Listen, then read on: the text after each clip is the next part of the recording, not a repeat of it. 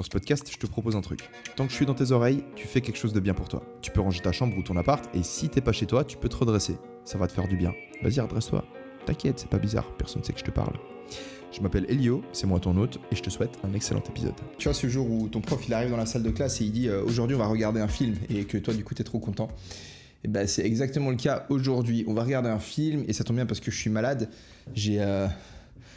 J'ai blast la clim il y a 2 jours dans ma chambre parce qu'il fait hyper chaud. On a une vague de chaleur à Budapest, c'est infernal. Et en fait, je suis tombé malade comme un connard. Tu vois, hier j'étais trop mal, j'étais censé tourner cet épisode hier. Ce matin, j'étais encore dans le mal, j'ai pas bien dormi parce que du coup cette nuit j'ai pas mis beaucoup de clim, mais je me suis dit vas-y Elio, enregistre l'épisode, c'est une règle importante, il faut que ça sorte, toutes ces choses-là. Aujourd'hui, on va comprendre pourquoi est-ce que tu dois imaginer qui tu peux être et ensuite faire tout pour le devenir. C'est une règle qui donne très envie d'être lue, hein. Genre vraiment, ça, moi j'ai lu cette règle, j'ai fait putain, ça a l'air trop stylé. Et en fait, c'est une règle qui déçoit beaucoup de personnes en fait, parce que Peterson il va prendre un petit angle pour expliquer cette règle qui est très basée sur la symbolique. Tu vois, Peterson c'est un mec qui adore la symbolique, qui adore l'importance des mythes, des histoires, des photos. Alors je te montre une petite image, je t'invite à faire un screenshot, t'es prêt, c'est sur la version YouTube, fais un petit screenshot vite fait. Voilà, parce que tu auras besoin de revoir cette image un peu plus tard. Si tu m'écoutes sur Spotify ou autre, c'est l'image que j'ai mise qui illustre l'épisode. En fait, cette photo, c'est une sculpture, une gravure sur bois d'un alchimiste qui est censé représenter le développement de la personnalité. Et c'est ce qu'on va essayer de comprendre aujourd'hui. Tu vois, qui est-ce qu'on peut devenir, qui est-ce qu'on est. On va se poser des questions assez existentielles. Peut-être avant de commencer et de te donner le sommaire, je vais faire un tout petit résumé de ce qu'on a pu voir la semaine passée. Alors, semaine passée, du coup, on a compris l'importance de respecter nos institutions sociales, l'ordre établi, la culture, et de les revisiter quand c'est nécessaire. C'est-à-dire que toutes les règles qui nous entourent, elles existent parce qu'il y a des problèmes, tu vois, autour de nous, et c'est des solutions qui ont été apportées par nos ancêtres pour résoudre ces problèmes-là. Et c'est pas parce que tu ne comprends pas l'utilité d'une barrière que ça fait que cette barrière est inutile et que du coup tu peux juste te permettre de la retirer. Avant de retirer une barrière, tu dois comprendre l'utilité de cette barrière et tu dois prendre soin de cette barrière. Mais vu que l'environnement change constamment, si ça se trouve, cette barrière elle protège d'un problème qui aujourd'hui n'existe plus. Et du coup, il faudrait la retirer ou alors mettre une barrière un peu différente. Et donc l'idée, c'est que c'est important de revisiter les institutions sociales, de changer notre façon de fonctionner, d'explorer le chaos, d'arrêter d'implémenter les mêmes solutions qu'on a toujours implémentées. Mais avant de le faire, avant de se montrer quelque part progressiste, on doit devenir un expert dans la compréhension des règles, la compréhension de ce qui nous entoure et suffisamment discipliné pour suivre ça correctement. Peterson donnait un exemple qui est très parlant, c'est celui de Hermione dans Harry Potter, qui parfois va se permettre de ne pas suivre certaines règles, de désobéir, mais Hermione, c'est la boss en fait. Hermione, elle sait tout faire parfaitement, et à partir de là, elle va prendre le risque de par moment désobéir à certaines règles. Et c'est exactement ce que tu dois faire avant d'explorer le chaos. Tu dois devenir un maître de l'ordre. Ok ? Aujourd'hui du coup, règle numéro 2. Comme je te disais, c'est une règle qui va être très basée sur la symbolique. Donc, dans un premier temps, je vais essayer de t'expliquer pourquoi est-ce que Peterson va te raconter des histoires au travers de cette règle. Et ensuite, je vais te raconter 3 histoires, tout simplement. La toute première, c'est l'histoire des dieux égyptiens. C'est pas une histoire que Peterson raconte dans cette règle. Il me semble qu'il la raconte un peu plus tard dans ce livre, mais j'ai pensé que c'était intéressant de la raconter aujourd'hui parce que tout simplement parce que, je sais pas, je la trouve assez pertinente et je trouve qu'elle fait aussi un lien avec la première règle. Bref, je vais te parler des histoires des dieux égyptiens. Trop stylé, tu vas voir comment Isis, en fait, elle trouve la bite d'Osiris et... Ensuite, on va parler de Enuma Elish, c'est le mythe qui est à la naissance de la civilisation mésopotamienne. Très très intéressant, avec Apsu, Tiamat, Apsu qui se fait tuer par ses enfants, Tiamat qui fait une armée de monstres. Ensuite, les dieux essayent de tuer les monstres, tu verras, trop stylé encore une fois. Et tout à la fin... on va essayer de faire une analyse de cette image que je t'ai montrée juste avant, celle dont je t'ai demandé de faire un petit screenshot, qui est une gravure sur bois d'un alchimiste, pour essayer de comprendre en fait qui est-ce qu'on peut effectivement devenir. Alors tout d'abord, pourquoi les histoires ? Pourquoi s'intéresser à des histoires ? L'exemple qui n'est pas donné dans le livre, mais que j'ai utilisé pour expliquer la règle à ma copine, c'est que si tu as envie d'expliquer ce qu'est une chenille, tu es obligé d'expliquer ce qu'est un papillon. Tu peux pas expliquer ce que c'est une chenille sans dire ce que c'est un papillon. Parce qu'une chenille, c'est quelque chose qui va devenir un papillon. Un être humain, c'est quelque chose qui est quelque chose, mais c'est quelque chose qui a le potentiel de devenir quelque chose. Donc tu dois expliquer quel est le potentiel de l'être humain pour pouvoir expliquer ce que c'est qu'un être humain. Et en fait, comme on n'arrive pas à mettre des mots sur ces choses-là, à expliquer ce potentiel, même si au fond de nous, on peut tous le ressentir, eh ben on va essayer de représenter ce potentiel. Et c'est à travers les histoires qu'on le fait. Pendant des centaines, des dizaines de milliers d'années, des centaines, je dirais même, des centaines de milliers d'années, on a des chamans, des bardes, des poètes, des artistes qui vont représenter, qui vont essayer de capturer l'essence de ce qu'est que d'être un être humain et qui vont nous le servir dans des pièces de théâtre, dans des œuvres musicales, dans des poésies, dans des films, dans des livres, et ainsi de suite.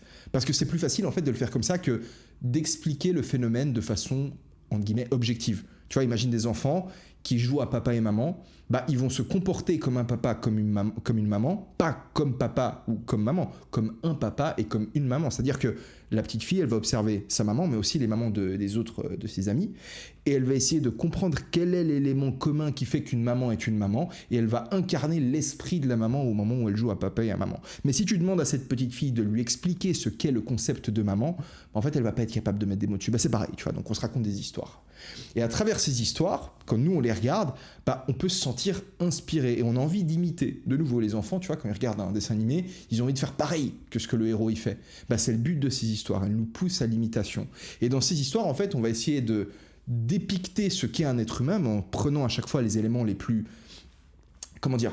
On va tendre vers l'archétype, disons qu'on prend 10 petites aventures et ensuite on regarde à travers ces 10 petites aventures quel est l'élément commun qu'il y a eu dans ces 10 petites aventures. Et ensuite on peut créer une, quelque part, méta-aventure. Bah, tu prends 10 méta-aventures, tu prends l'élément commun et boum, boum, boum. Et plus tu fais ça, plus la structure est archétypale. Et quand une structure est extrêmement archétypale, c'est ce qu'on va voir avec la dernière image qu'on va analyser, bah, ça devient un peu difficile à comprendre. C'est pour ça qu'il y a plein de gens qui n'ont pas beaucoup kiffé cette règle parce que bah, elle est très, très tripée. Mais t'inquiète, je vais détriper le truc. Je vais faire de mon mieux en tout cas.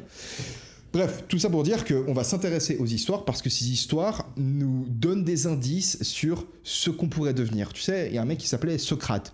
Socrate, il expliquait que l'âme était immortelle et qu'en réalité, à chaque fois que tu naissais, elle oubliait absolument tout et qu'à travers les différentes expériences que tu allais vivre dans ta vie, tu n'allais pas apprendre des nouvelles choses, mais tu allais te rappeler de choses que tu savais en réalité déjà.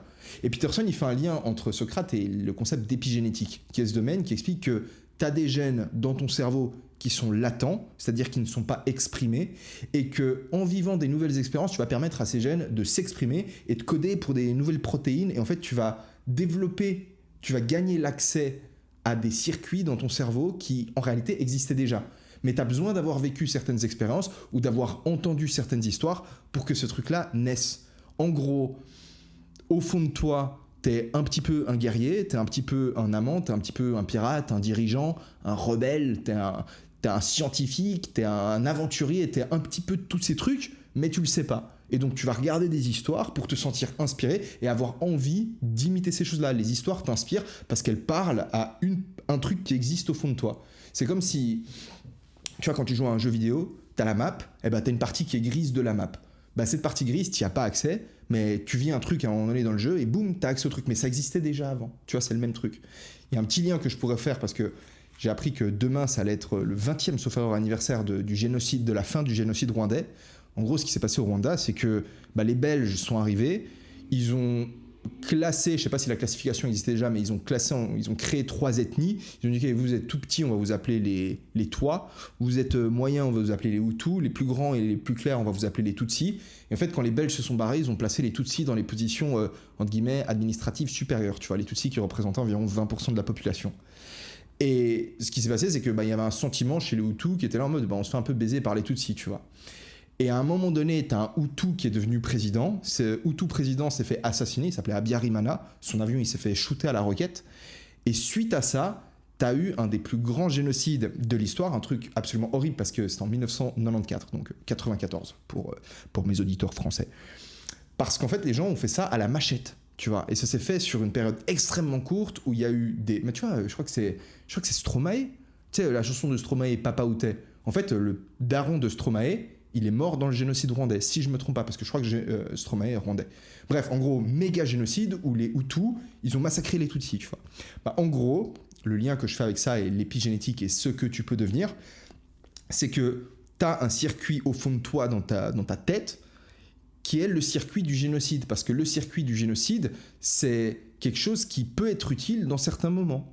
Et donc c'est pour ça que c'est important de faire attention à ne pas aller chatouiller ce circuit-là et aller jouer en mode, tu vois, jouer à voir la vie comme étant un terrain, un champ de bataille entre des différents groupes qui essayent d'exercer du pouvoir sur d'autres groupes. C'est-à-dire que si toi tu vois la vie en mode ouais c'est les blancs contre les autres, bah t'es en train de jouer avec ce circuit-là. Alors moi je connais pas beaucoup de monde qui sont comme ça, mais tu vois on entend beaucoup parler des gens qui sont là, ouais c'est les meufs contre nanana, c'est les musulmans contre nanana, c'est nous contre nanana. Et en fait il y a toujours cette histoire de c'est la droite contre la gauche, et en fait tu viens chatouiller ce circuit-là. C'est pour ça que c'est important, d'après Peterson, de voir chacun en tant qu'individu. On est tous des êtres humains et on appartient à partir de là à plusieurs groupes. Donc revenons à notre question de ce qu'est être un être humain, parce que je sens que je m'égare un petit peu. Mais c'est important de comprendre que tu as ces circuits qui sont là au fond de ton cerveau. Être un être humain, du coup, à partir de toutes ces histoires, ça peut être un premier élément de réponse, ça voudrait dire être quelque chose qui a le potentiel de devenir quelque chose grâce à l'exploration du chaos. On serait quelque part à la force qui explore le chaos. Ça, c'est un truc qu'on peut dire. On est une conscience qui explore le chaos et qui devient quelque chose d'autre. Maintenant, on va s'intéresser à la première histoire, et ça va être le moment un peu stylé parce que tu verras, mais ces histoires, je les kiffe trop. On commence avec celle des dieux égyptiens. 4 personnages que tu dois connaître pour cette première histoire. Le premier, c'est Osiris. C'est l'esprit, le roi, le dieu de la culture et de la tradition égyptienne. Un temps, il était très fort et c'est lui qui a réussi à établir l'Égypte. Mais aujourd'hui, il est très vieux et il a de la peine à ouvrir les yeux, tu vois. Il est un peu aveugle à beaucoup de choses qui sont en train de se passer autour de lui. En anglais, ils disent qu'il est willfully blind. Il est volontairement aveugle. Il n'a pas envie de s'intéresser aux nouvelles choses. Et c'est ça, la culture, tu vois, c'est quelque chose de rigide qui nous a été légué par les ancêtres et qui n'est pas capable de s'adapter aux changements du monde dans lequel on vit. Deuxième personnage, c'est Seth. Seth, c'est Satan. C'est l'esprit du mal. Il est constamment, c'est le frère d'Osiris. Il est constamment en train de comploter des bails, tu vois, pour essayer de renverser Osiris. Troisième personnage, Isis. Isis, c'est la reine du chaos, la déesse des ténèbres. C'est la femme d'Osiris. Ils se complètent les deux, comme le yin et le yang, tu vois. C'est Isis, chaos, Osiris, c'est l'ordre. Dernier personnage, Horus. Horus, c'est le dieu faucon. La particularité des faucons, c'est que c'est les seuls animaux avant même les êtres humains, à avoir une vue aussi développée. C'est le dieu de la vision. Un jour, Osiris, il est un peu plus faible que d'habitude, et du coup, Seth, il va en profiter pour l'attaquer, et il va le couper en morceaux. Donc il va le dégommer, tu vois, et à la machette, tac. Il ne le tue pas. Tu peux pas tuer un dieu, tu peux pas tuer l'esprit de la culture, l'esprit de la tradition, c'est pas possible, tu vois, c'est quelque chose qui existera toujours. Tu peux le détruire, mais le concept de culture, le concept de tradition sera toujours là. Donc il le coupe en morceaux, et les différents morceaux d'Osiris, qu'on appelle les reliques d'Osiris, il va les disperser dans toute l'Égypte. Donc Osiris, l'ordre chute, qu'est-ce qui émerge ? Le chaos, Isis. Isis, elle arrive, et tu vois, de nouveau, ordre chaos, yin et yang, tu vois, ils se complètent les deux, et elle cherche Osiris. Le chaos appelle l'ordre. Elle le cherche, elle traverse toute l'Égypte pour le retrouver. Le chaos envahit le royaume. Quand l'ordre chute, c'est le chaos qui se retrouve partout dans le royaume. Et le premier morceau d'Osiris qu'elle va retrouver, comme par hasard, c'est sa bite. La bonne vieille top d'Osiris. Elle va prendre la bite d'Osiris et elle va se féconder avec. Ensuite, elle retourne dans les ténèbres et elle va donner naissance à Horus. Horus qui est du coup le dieu faucon, fils d'Osiris et d'Isis. Horus, il naît à l'extérieur du royaume. Il naît à l'extérieur de la culture. Il naît aliéné de sa culture. Il ne la comprend pas. Pourquoi ? À nouveau, les Égyptiens, ils essayaient de représenter une réalité. C'est ça, tu vois, c'est les histoires qu'on se raconte. Elles sont là pour essayer d'expliquer le monde dans lequel on vit. Donc, comme tout le monde, il naît sans comprendre le monde qui l'entoure. Il voit une culture qu'il n'arrive pas à comprendre. Un jour, tu vois, Horus, il se développe.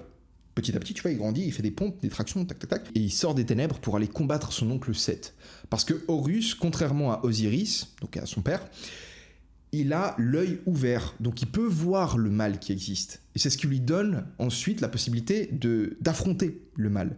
Alors Horus, ça a beau être un dieu, tu peux pas affronter l'esprit du mal sans y laisser quelque chose. Donc il réussit à gagner son combat contre Seth, il chasse Seth du royaume. Encore une fois, il ne le tue pas, tu peux pas tuer un dieu, tu peux pas tuer le concept du mal en lui-même, tu peux le faire disparaître un certain temps, mais le mal existera toujours. Il chasse Seth du royaume, mais dans le combat, en fait, il perd un œil. Et ce qu'il fait juste après, c'est super intéressant, c'est qu'il va ramasser son œil, tu vois, genre comme dans Kill Bill, il va retourner dans les ténèbres, il va trouver l'esprit d'Osiris, qui est une espèce de vieille ombre, un fantôme, tu vois, en train de galérer comme ça, tu sais, la culture n'existe plus, et il va lui donner son œil. Ensuite, les deux, ils vont réémerger des ténèbres, et ils vont régner ensemble sur l'Égypte. Et les Égyptiens, ils pensaient que le pharaon, celui qui allait diriger l'Égypte, devait incarner ou incarnait l'alliance entre Horus et Osiris. Autrement dit, la culture et l'œil ouvert. Et c'est là le lien qu'on peut faire avec la première règle, c'est que le meilleur dirigeant du monde, que ce soit à l'échelle d'un pays, que ce soit à l'échelle même de ta propre vie, d'une famille, d'un village, c'est quelqu'un qui respecte les règles, qui incarne la culture, mais qui également garde l'œil ouvert, qui est attentif pour pouvoir changer les choses. Donc pour replacer tout ça dans notre contexte, Peterson essaie de comprendre ce que l'on pourrait devenir. Vu qu'on n'arrive pas vraiment à l'expliquer avec des mots, il utilise les histoires des plus grandes civilisations, donc juste là on l'a fait avec la civilisation égyptienne, et essayer de comprendre ce que ces civilisations ont compris, même si elles n'ont pas réussi à mettre des mots dessus. C'est pour ça qu'elles le racontent via des histoires. Maintenant, civilisation mésopotamienne avec le mythe qui s'appelle Enuma Elish. Pour comprendre ce mythe, c'est très important, et en réalité j'aurais même peut-être pu l'expliquer au début du mythe égyptien, mais c'est très important de comprendre que, tu vois, parce qu'il y a cette idée selon laquelle la raison pour laquelle dans les livres pour enfants, le soleil il a des yeux, une bouche, pareil pour le camion, la voiture, ils peuvent parler, c'est parce qu'on a personnifié en réalité des phénomènes qui appartiennent à une réalité objective qui n'est pas une personnalité. C'est-à-dire qu'on va rendre vivants des concepts, genre des objets ou même des concepts. Genre, tu vois, il peut y avoir par exemple le dieu de la rage, Mars, tu vois, Arès, sauf erreur dans la mythologie grecque, et Mars dans la mythologie chez les Romains, si je me trompe pas, ou c'était la guerre, je crois que c'est la même chose, rage et guerre, bref. En réalité, c'est pas ça qui se passe. C'est pas on perçoit une réalité objective et on va la personnifier, c'est on perçoit une réalité personnifiée et on va devoir effectuer un travail pour réussir à la dépersonnifier. Et ça a une petite nuance intéressante parce que ça nous aide à comprendre pourquoi est-ce que du coup dans les histoires anciennes on avait un dieu pour la colère, un dieu pour la joie, un dieu pour du coup Osiris, tu vois. Pourquoi est-ce que la culture est représentée par un personnage? C'est pas qu'on a personnifié la culture, c'est juste que quand on pensait à ces concepts-là, on n'arrivait pas à concevoir le concept de concept. Si tu vois ce que je veux dire. Bref, ça peut être intéressant de te dire que voilà, quand tu as un dieu qui est quelque chose, ce dieu en réalité c'est un principe, c'est une valeur. Donc dans Enuma Elish, on a à nouveau deux dieux fondateurs, deux dieux principaux. On a Tiamat, qui est un espèce d'énorme dragon femelle, c'est la déesse du chaos, qui va s'unir avec Apsu. Apsu, le dieu de l'eau douce, c'est notre vieux père qui nous protège mais qui aussi nous tyrannise. C'est la culture, c'est l'ordre et le chaos, boum, qui crée l'union. Et au moment où ils créent cette union, ils vont donner naissance au monde et à tous les anciens dieux. Le dieu de la joie, le dieu de la colère, le dieu de la rage, le dieu de la tristesse et ainsi de suite. Ces dieux, ils sont très impulsifs, très turbulents. Et à un moment donné, ils vont tuer leur propre père. Ils vont tuer Apsu. Quand Tiamat réalise la mort de son mari, la mort d'Apsu, elle rentre dans une colère incontrôlable et elle va créer une armée de monstres. À la tête de cette armée, elle va placer le plus horrible, le plus sanguinaire, le plus méchant de tous les monstres. Vraiment un sale type qui s'appelle Kingu. Pendant ce temps, du coup, tous les anciens dieux, ils sont en train de se reproduire sur le cadavre de leur culture, le cadavre de leur père, du coup, de la culture, le cadavre d'Apsu. Et à un moment donné, la guerre éclate. La guerre éclate entre la déesse du chaos et tous les monstres qui émergent du fait que la culture a été détruite, et les anciens dieux. Le problème, c'est que les dieux, ils n'arrivent pas à battre ces différents monstres. Donc à chaque fois, ils reviennent vaincus. Ils ne se font pas tuer, mais ils reviennent à chaque fois vaincus. Jusqu'au jour où il y a un dieu un petit peu particulier qui naît. Deux particularités. Ce dieu, il s'appelle Marduk. Première particularité, il a une couronne dieu autour de la tête, donc il arrive à voir à 360 degrés. Deuxième particularité, en anglais, on dit « he can speak magic words ». Donc en gros, il peut parler des mots magiques. C'est un peu nul parce que mot magique en français, c'est merci, mais en gros, il peut drop des dingueries, tu vois. Sa force, c'est qu'il sait parler, il sait dire les choses importantes. Un peu, tu vois, Dumbledore qui expliquait à Harry Potter que la plus grande source de magie, c'est les mots. C'est ce qui peut infliger une blessure et la guérir, et ainsi de suite. Donc voilà, Marduk, il arrive à voir ce qui se passe autour de lui et il peut dire ce qu'il faut quand il le faut. Et donc tous les dieux, ils disent « Ouais, Marduk, t'as l'air assez stylé avec tes capacités et tout. Ce serait cool que t'ailles essayer d'affronter Tiamat et les monstres. » Marduk, il fait « Ok, je suis chaud à le faire. » Mais si je gagne, vous allez me placer au top de la hiérarchie des dieux. J'ai envie d'être votre boss à tout, en fait, de vous dominer. Donc les dieux, ils font, bon, bah, ok. Marduk y va. Il réussit à buter les monstres, il bute Kingu, il prend le sang de Kingu et il va utiliser le sang de Kingu pour créer les hommes. Intéressant, tu vois, que les hommes, on est créés avec le sang du pire des monstres. Bref. Il y a plein de développements à faire, mais je reste un peu sur le truc essentiel. Et en gros, Marduk, il va régner sur tous les dieux. Ce que tu dois comprendre, c'est que cette histoire, elle émerge d'un contexte qui est le suivant. Toutes ces tribus qui allaient plus tard composer l'empire mésopotamien, bah, elles allaient avoir besoin de s'unifier. Mais pour vivre ensemble, elles ont besoin de trouver des valeurs, des principes communs sur lesquels elles sont en accord. Donc imagine, toi, tu rencontres une autre culture et vous êtes là en mode bon, bah vas-y, moi je crois en ça, je crois en ça, je crois en ça, je crois en ça. On essaie de vivre ensemble. Lui dit non, mais moi je crois en des trucs différents. Et donc on se fait la guerre. Et quand on se fait la guerre, en fait, c'est en gros les dieux qui se battent à travers nous. C'est des principes, c'est des idées qui se battent. Et au fil de cette guerre, au bout d'un moment, si on a envie de s'unifier, on va devoir trouver quel est le principe commun. Est-ce qu'il y a des choses sur lesquelles, au fond, on est d'accord ? En fait, ce que tu peux te dire, c'est que le dieu qui gagne, le méta-dieu, c'est la valeur, le principe suprême qui permet à la société de s'unir. C'est autour de ce principe-là qu'on peut organiser notre société. Et en fait, cette histoire, elle est racontée dans le cadre d'un chapitre qui s'appelle « L'émergence du monothéisme ». C'est comme ça qu'on est passé de sociétés polythéistes qui croyaient en plusieurs dieux à, au final, des sociétés monothéistes qui croyaient en un seul dieu. Parce que ce dieu, il prend ce qu'il y a en commun entre tous les différents dieux. Donc, les Mésopotamiens, en cherchant à comprendre quel était le principe, quelle était l'incarnation, le truc que tu pouvais devenir, eux, ils se sont dit, en fait, faut être capable de dire ce qu'il faut quand il le faut, d'ouvrir les yeux correctement, et ensuite d'aller affronter le chaos. Donc pour eux, l'être humain, c'est quelque chose qui affronte le chaos. Et le roi chez les Mésopotamiens, il devait incarner Marduk. Et je crois une fois par année, ça c'est un délire, une fois par année, il faisait une cérémonie au cours de laquelle il devait se confesser, dire en quoi il n'avait pas été un bon Marduk. Ensuite, il se faisait fouetter un peu par tout le monde et on recommençait la nouvelle année où cette fois-ci, il allait essayer d'être un meilleur Marduk. Voilà pour les deux premières histoires. On va s'intéresser maintenant à cette fameuse image. Je vais te mettre un screenshot de l'image pour que tu puisses suivre. Autrement, ça risque d'être un petit peu compliqué. Et je terminerai ensuite en te lisant un petit passage du livre en anglais que je te traduirai. Je vais donc commencer par décrire cette image. Comme ça, même si tu m'écoutes depuis une plateforme d'écoute, genre Spotify, Apple Podcast, au passage, mets-moi plein d'étoiles si tu m'écoutes par là-bas.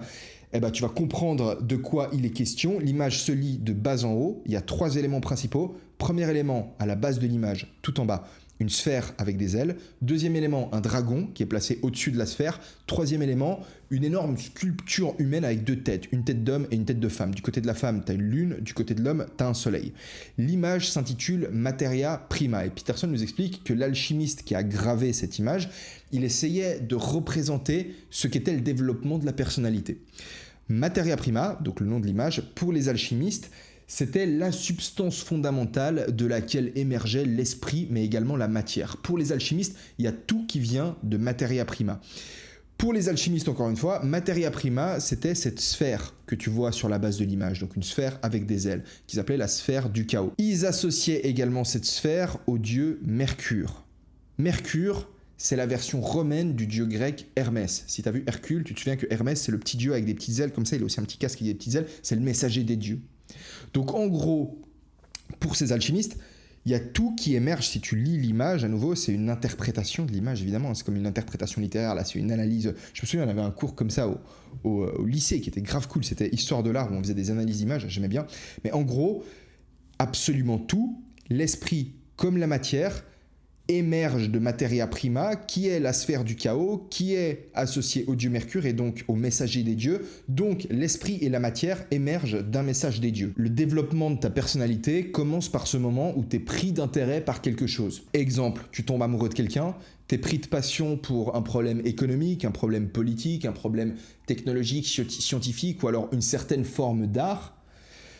C'est pas toi qui a décidé d'être pris de passion par ce truc. Non, c'est les dieux qui ont décidé et Hermès, il est venu te dire, écoute, à partir de maintenant, tu vas être intéressé par ce truc. En dessus de la sphère, tu as un dragon, donc là, on monte dans l'image. Donc d'abord, tu as ton intérêt qui a pris, ensuite, tu es plongé dans le chaos, il y a des choses que tu comprends pas.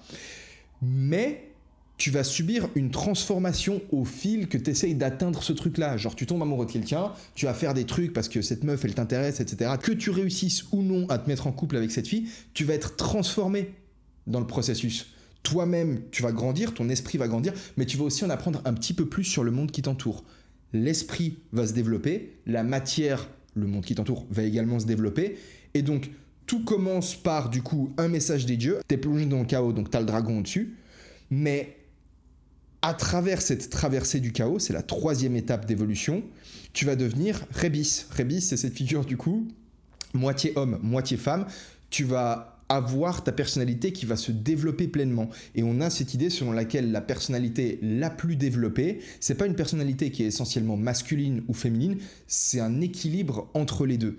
Et c'est intéressant parce que dans la figure du Christ, chez les chrétiens, du coup, on retrouve la même idée.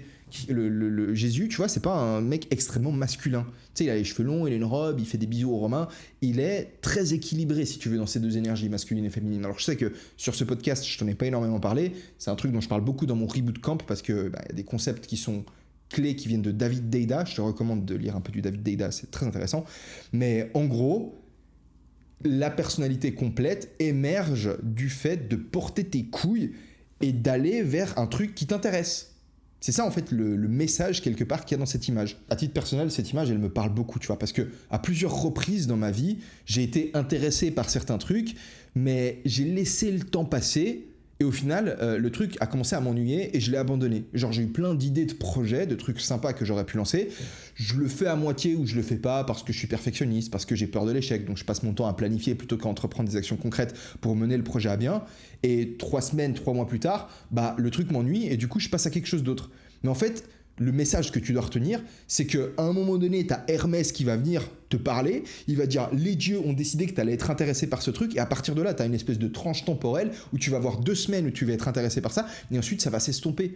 Tu dois profiter de l'élan, de cette illumination divine qui te donne la force de passer à l'action pour passer à l'action. T'as pas besoin d'être certain que c'est le truc que tu vas faire jusqu'au restant de tes jours, mais en passant à l'action, tu vas développer l'esprit, tu vas te développer toi, c'est-à-dire que tu vas vivre des nouvelles expériences pendant que tu essaies d'atteindre cet objectif, tu vas développer la matière, tu vas en apprendre un petit peu plus sur le monde, et ensuite tu peux changer d'objectif. Ça veut pas dire que c'est pas parce que tu commences un truc aujourd'hui que tu t'engages à vie, tu peux changer en cours de route. Et on va voir avec la citation de fin une petite technique pour savoir quand est-ce que tu changes d'objectif. Mais l'idée c'est poursuis le truc maintenant, c'est ce qui va te permettre de développer, et ensuite, s'il faut, tu changes d'objectif et tu te développes et t'avances en zigzagant.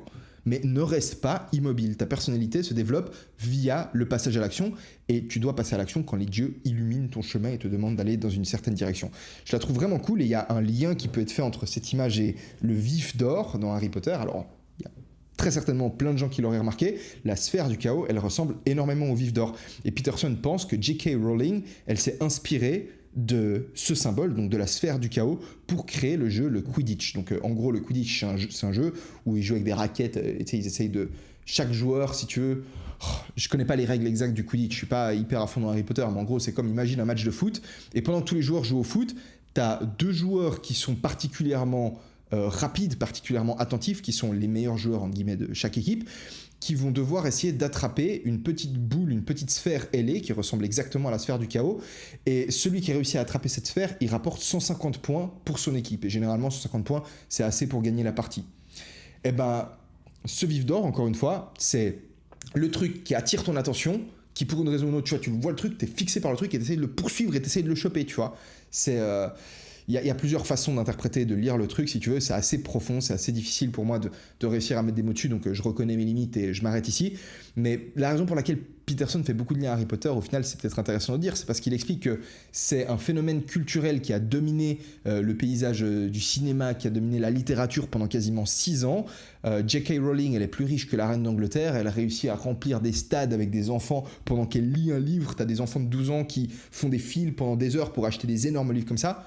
Comment ça se fait qu'elle arrive à faire ça ? Il explique que c'est parce qu'elle a réussi à raconter une histoire qui est vraie, qui est plus que vraie, qui est méta-réelle, si tu veux. C'est-à-dire qu'elle a une structure archétypale, ça ne s'est pas vraiment passé, mais encore une fois, dans le message de Peterson, tu as la notion selon laquelle, quand tu veux répondre à des questions profondes, tu es obligé de questionner des choses comme qu'est-ce que c'est la réalité ? Parce qu'en réalité, l'histoire d'Harry Potter, elle est peut-être plus vraie que la réalité qu'on est en train de vivre maintenant. Et donc c'est pour ça qu'il s'intéresse à ces histoires, pour ça qu'il fait une analyse avec ça. Donc le message de base de cette histoire, de cette règle, je pense que je vais très bien pouvoir le résumer avec la citation de fin. Je te fais un dernier petit lien, parce que encore une idée de ce que tu pourrais devenir. Dans La Belle au bois dormant, le prince, quand il doit affronter le dragon du chaos, je sais pas quoi, il reçoit l'épée de la vérité et le bouclier de la vertu.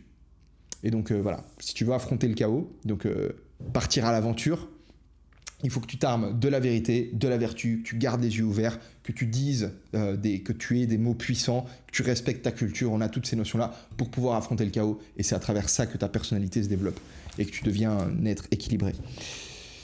Je termine avec la petite citation de fin. Ensuite, je m'arrête. J'espère que c'était bon. J'ai l'impression, je crois que j'ai de la fièvre. J'espère que c'est pas ressenti pendant l'épisode et que tu as quand même kiffé. N'oublie pas de me laisser un like et tout, de mettre un commentaire, de me dire Elio, mais avec la fièvre, franchement, c'était stylé. Merci d'avoir fait ça. Allez, c'est parti. Dernière citation en anglais. Je vais traduire le truc en cours de route. Aim at something. Vise quelque chose. Pick the best target you can currently conceptualize. Stumble toward it. Choisis la meilleure cible que tu peux conceptualiser pour le moment. Stumble towards it. Trébuche en t'approchant d'elle. Notice your errors and misconceptions along the way. Face them and correct them. Remarque tes erreurs et tes idées reçues en cours de route. Fais-leur face et corrige-les. Get your story straight. Past, present, future. They all matter. Et une vision claire de ton histoire, genre comprends ton histoire, genre écris ton histoire si tu veux, il faut que tu saches, que tu comprennes ton passé, que tu comprennes ton présent et que tu comprennes ton futur. Et tout ça, ça a une importance. You need to map your path. Tu as besoin de mapper, donc ton path, c'est ton chemin, donc tu as besoin de savoir exactement, en fait, d'avoir une map de où est-ce que tu vas et d'où est-ce que tu viens. You need to know where you were so that you do not repeat the mistakes of the past. Tu dois savoir où est-ce que tu étais, histoire de ne pas répéter les erreurs du passé. You need to know where you are, or you will not be able to draw a line from your starting point to your destination. Tu as besoin de savoir où est-ce que tu es, ou alors tu ne seras pas capable de tracer une ligne entre ton point de départ et ta destination. You need to know where you're going, or you will drown in uncertainty. Et tu dois savoir où est-ce que tu vas, ou alors tu vas plonger, tu vas te noyer dans l'incertitude. You're having for better or worse, pour le meilleur ou pour le pire, you are on a journey. Pour le meilleur ou pour le pire, tu es dans une aventure. Tu es en train de vivre une aventure. Tu es sur un voyage. You're having an adventure. Tu vis une aventure. Je vais repartir direct là parce que ce petit passage n'est pas très intéressant. Aim at something profound and noble and lofty. Vise quelque chose de profond, de noble et d'ambitieux. If you can find a better path along the way, once you have started moving forward, then switch course. Si tu arrives à trouver un meilleur chemin en cours de route, une fois que tu as commencé à aller de l'avant, change de chemin. Be careful though. Fais attention par contre. It is not easy to discriminate between changing paths and simply giving up. Fais attention par contre parce que c'est pas très facile de faire la différence entre changer de direction et simplement abandonner. Et là, Peterson nous donne un petit indice. Il te dit que si le nouveau chemin que tu vas emprunter, il est en réalité plus difficile, plus, arpentu, c'est plus galère de changer de direction que de continuer à faire ce que tu fais, généralement, c'est que c'est un bon signe. Du coup, tu devrais changer de direction. C'est la même idée que ce qu'on avait déjà vu dans... Je sais pas si on l'avait vu dans la règle passée. Non, on l'avait pas vu.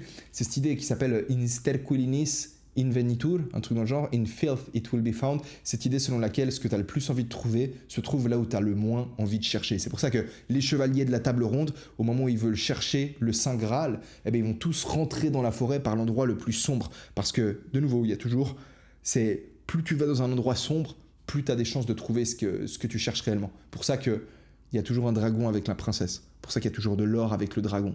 Tu dois aller dans les endroits où tu n'as pas envie d'aller pour trouver ce que tu as envie de chercher.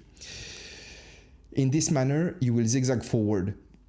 De cette façon, tu vas aller de l'avant en zigzagant.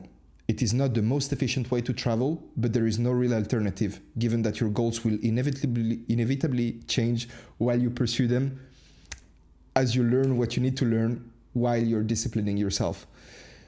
Donc de cette façon, tu vas aller de l'avant en zigzagant. C'est pas la manière la plus efficiente de travailler, mais il n'y a pas de réelle alternative. Étant donné que tes objectifs vont constamment changer en fonction que tu te rapproches d'eux, en fonction que tu apprends ce que tu as besoin d'apprendre et en fonction que tu es en train de te discipliner. Et ça, c'est très important, tu vois. Je vais peut-être conclure en te racontant ma petite anecdote personnelle. La caméra surchauffe, donc je vais aller très vite, mais tu vois, moi, j'ai poursuivi différents objectifs dans ma vie et à un stade, je me suis dit, mais en fait, à quoi ça sert d'essayer d'atteindre quoi que ce soit, de faire des sacrifices, si de toute façon, en fait, je vais, au bout d'un moment, changer, avoir un nouvel objectif. Tu vois, je passais tellement de temps, par exemple, à essayer de collectionner les cartes Magic. Au bout d'un moment, je m'en fous des cartes Magic et j'ai un énorme carton avec tellement de cartes Magic. Et si j'avais mis toute cette énergie en fait à directement essayer de faire du sport ou m'investir dans les études, je pourrais être meilleur aujourd'hui en sport ou dans les études, alors que c'est ce qui m'intéresse maintenant. Je te dis ça parce que je me suis fait ces réflexions pendant que j'étais aux études et que je m'intéressais au sport. Et du coup, je me suis dit, en fait, ça sert à rien de poursuivre n'importe quel objectif, parce qu'aujourd'hui, du coup, je m'intéresse au sport et aux études, mais en réalité, demain, je m'intéresserai en fait à quelque chose d'autre. Donc, pourquoi me casser le cul à faire des sacrifices pour atteindre des trucs si au final, tu t'ennuies? Et en réalité, j'ai compris, et ça, c'est une notion que je développe énormément dans le Reboot Camp, et aujourd'hui, je te fais vraiment la version très courte, mais j'ai compris que le goal, c'était... J'avais pas encore lu ce livre, mais c'est exactement la même idée qui est reprise ici par Peterson. C'est que le but de la vie, en fait, c'est de grandir. C'est pas d'atteindre un objectif donné, c'est de grandir à travers l'atteinte des différents objectifs. Parce qu'à chaque fois que tu atteins un nouvel objectif, tu es un peu plus grand, un peu plus éclairé. Tu as des conclusions que tu as pu tirer grâce au chemin que tu as parcouru, cette transformation que tu as vécue en essayant d'atteindre ton ancien objectif. Et donc, tu continues à faire comme ça et tu grandis. Et à chaque fois, tu peux être un petit peu plus aligné. Voilà, la caméra surchauffe complètement. Je vais couper et faire la conclusion de dire au revoir. Donc voilà, on arrive sur la fin de cette règle. Imagine qu'est-ce que tu pourrais être et fais absolument tout pour le devenir. J'espère que c'était clair. J'espère que ça t'aura plu. Comme d'hab, n'oublie pas un petit like et un commentaire pour me faire part de ton avis. C'est très important pour moi. Ça me motive, ça me donne un peu de feedback. Comme ça, je n'ai pas l'impression de parler dans le vide. Tu peux t'inscrire pour la version 2025 du Reboot Camp. Le lien est dans la description. Et puis voilà, je te souhaite le meilleur pour la suite. On se retrouve la semaine prochaine. Allez, bisous.